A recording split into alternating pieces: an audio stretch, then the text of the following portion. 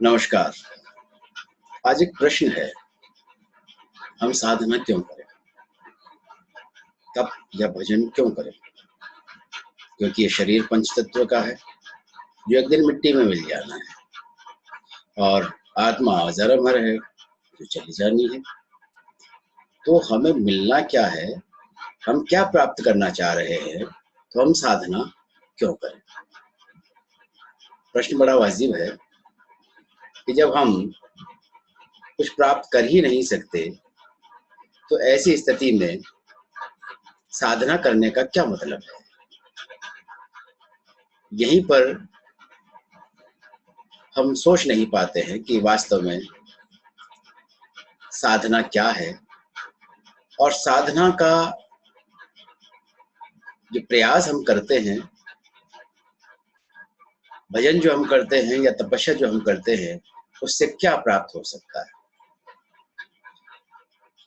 पहले तो हमें ये देखना पड़ेगा कि साधना क्या है और कितने प्रकार की होती है।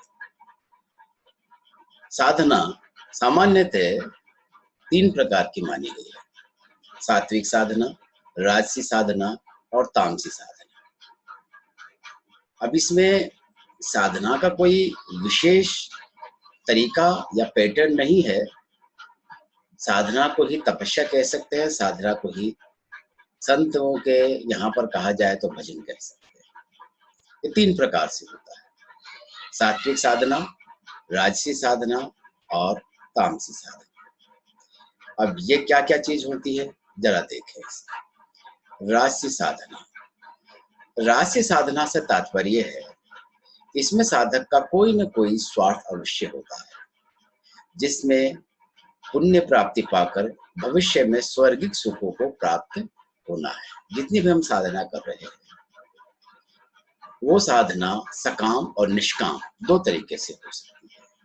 यदि सकाम साधना कर रहे हैं और हमें भविष्य में या अगले जन्म में बहुत अच्छे सुखों की कामना है, अच्छे कार्यों की कामना है, अच्छे फलों की कामना है, तो वो राजसी साधना है। क्योंकि इसमें जीवन मुक्त नहीं होता, वरन जो अच्छे कर्मों की साधना से हमारा संचित भाग इकट्ठा हुआ, उसे दोबारा जन्म लेकर के भोगने के लिए हम लोग आएंगे। क्योंकि ईश्वर हर चीज को बैलेंस करता है। आपने गलत चीजों को संचित किया है, तो गलत चीजों का फल प्राप्त करने के लिए भी आना पड़ेगा, और यदि आपने सही चीजों को इकट्ठा किया है, सकारात्मक चीजों को इकट्ठा किया है, तो भी उसे फल प्राप्त करने के लिए आना ही पड़ेगा। क्योंकि ये सब सकाम है। यदि ये निष्काम हो जाता, तो हमें फल प्राप्ति के लिए नहीं आना पड़ता। दूसरी है तामसी साधना।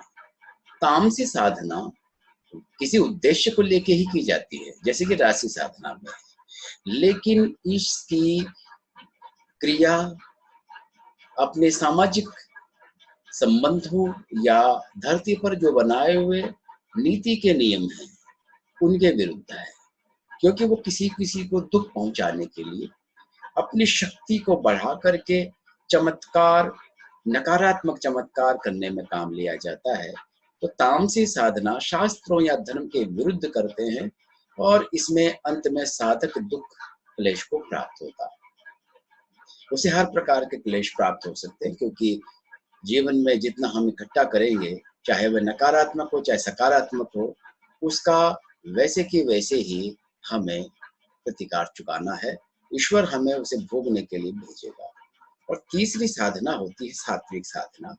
सात्विक साधना से तात्पर्य है बिल्कुल निस्वार्थ, जिसमें साधक अंत में मोक्ष को प्राप्त करता है। वह साधना जो सकाम होगी, उसके लिए हमें पुनः पुनः जन्म लेना पड़ेगा, और जो साधना निष्काम होगी, उसके लिए हमें पुनः जन्म नहीं लेना पड़ेगा, वरन हमारी मुक्ति हो जाएगी। इसलिए जो संत, जो साधक, चाहे वह गृहस्थ हो चाहे कोई भी हो, यदि निष्काम साधना करता है, तो निश्चित रूप से वह मुक्ति को प्राप्त हो सकता है। यही बात अनुभव आत्म प्रकाश में श्री रमणनाथ जी कहते हैं कि पवन भी जाएगा, पानी भी जाएगा, जाएगा धरन आकाशा, चंदा भी जाएगा, सूरज भी जाएगा, निराकार रह जासी। बिल्कुल सही है। और ऐसी की ऐसी बात गोरखनाथ जी कहते हैं। गोरखनाथ जी कहते हैं, गोरख शब्दी में 26वें क्रम पर ये दिया हुआ है, मरो वे जोगी मरो, मरण है मीठा, किस मरनी मरो, जिस मरनी गोरश मरी दीठा। उस तरह से मरो जिस तरीके से गोरखनाथ मरा था। अब यहाँ जो ध्रुवनाथ जी कहते हैं, गोरखनाथ जी कहते हैं, दोनों का एक ही कहना है कि ये शरीर वास्तव में पंच तत्व में मिल जाना है। संत श्री ध्रुवनाथ जी कहते हैं कि पवन भी जाएगी, पानी भी जाएगा, जाएगा धरन आकाशा, चंदा भी जाएगा, सूरज भी जाएगा, निराकार रह जासी। इसका मतलब यहाँ पानी, आकाश, ये पंच तत्वों का प्रतीक है। ये सब पंच तत्व चले जाएंगे, निराकार अर्थात आत्मा रह जाएगी। और इस आत्मा को यदि आत्मा के साथ साथ संचित कर्म भी जाते हैं तो यह आत्मा पुनः लौट आएगी। और यदि इसके साथ संचित कर्म नहीं जाता है तो यह निराकार प्रभु की, परमात्मा की जो बड़ी ज्योति है उसमें समाहित हो जाएगी। हमारी आत्मा को ऐसे समझें, दीपक की छोटी ज्योति है और बड़ी ज्योति के रूप में परमात्मा है, वो उसमें समाहित हो जाता है। गोरखनाथ जी यही बात मरने को लेकर के कहते हैं। यहाँ मरने का तात्पर्य है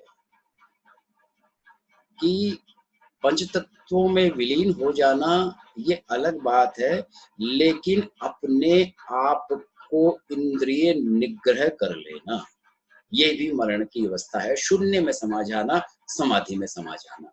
हे योगी मरो, जीवन मुक्त होकर अमृत पद प्राप्त कर लो। जीते जी संसार की दृष्टि में मर जाना बड़ा मीठा। जीते जी, जीते जी अर्थात वो संसार को दिखाने के लिए ये हाड़ मास का चोला खड़ा है, लेकिन उनमें पंच क्रिया करने के लिए पंच इंद्रियां हैं, कर्मेंद्रियां हैं, ज्ञानेंद्रियां हैं, उनका निग्रह उन्होंने इस प्रकार से कर लिया कि वो मरण के समान है। इसीलिए कहा जाता है साधु मर जाता है जिस दिन से वो साधु बन जाता है, क्योंकि जिंदा आदमी यश की प्राप्ति, धन की प्राप्ति, सब की प्राप्ति करने का प्रयास करता है, और साधु सिर्फ और सिर्फ मोक्ष की प्राप्ति के लिए निष्काम कर्म की ओर बढ़ता है। और ये सारे भजन निष्काम कर्म की ओर है। इसलिए यदि हम ये कहें कि सात्विक साधना अगर की जाए बिल्कुल निस्वार्थ होती है, जिसमें साधक अंत में मोक्ष को प्राप्त होता है, तो अनवरत तप, अनवरत भजन, अनवरत साधना की जानी चाहिए।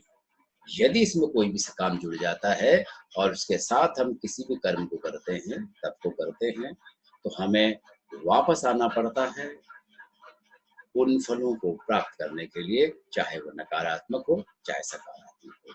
इसलिए कर्म सकाम और निष्काम करने के लिए हमें सदैव भक्ति करनी चाहिए और सात्विक साधना ही करनी चाहिए। नमस्कार।